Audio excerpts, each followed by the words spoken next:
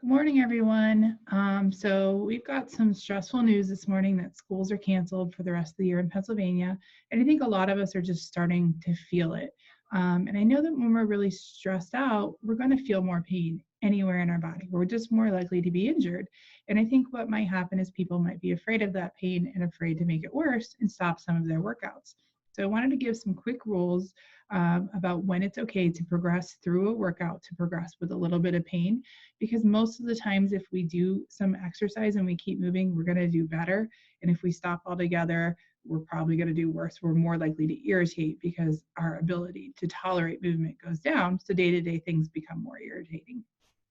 So the first rule is if you're doing a workout exercise in any kind, like running or interval training or any kind of strength training or even walking, and you have a little bit of pain, you don't necessarily need to stop. You need to kind of take a second and just evaluate what's going on.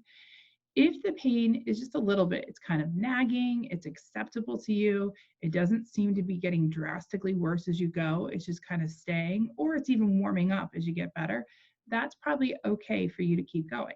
Now, when I say acceptable to you, that's your definition. So it has to be something that you feel like you can tolerate and you're comfortable with. If it's making you really uncomfortable, either mentally or physically, then you might want to back off. You don't necessarily need to stop, but see if you can find a movement or an exercise that does keep you in an acceptable range of discomfort.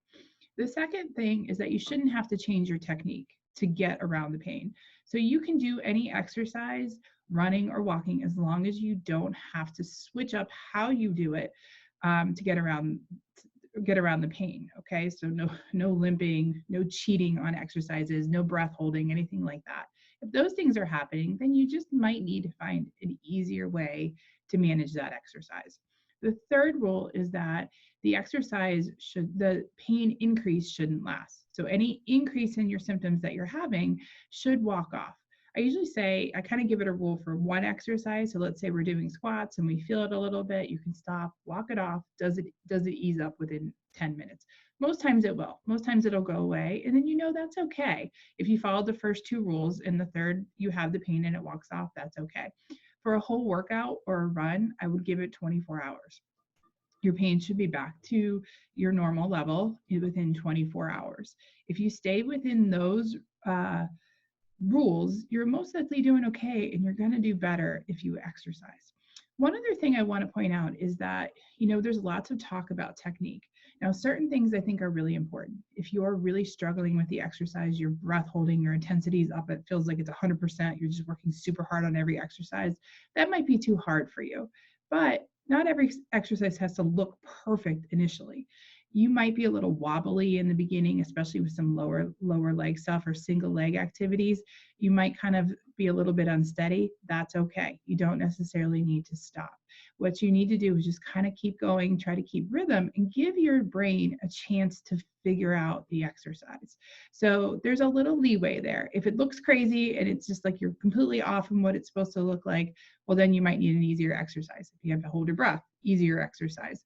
If it's really, really hurting or really feel like you're really struggling, an easier exercise. You should feel with a good exercise, you might be a little unsteady, but you get better. It should be hard, but you should be fatiguing around 8 to 12 reps, not before that.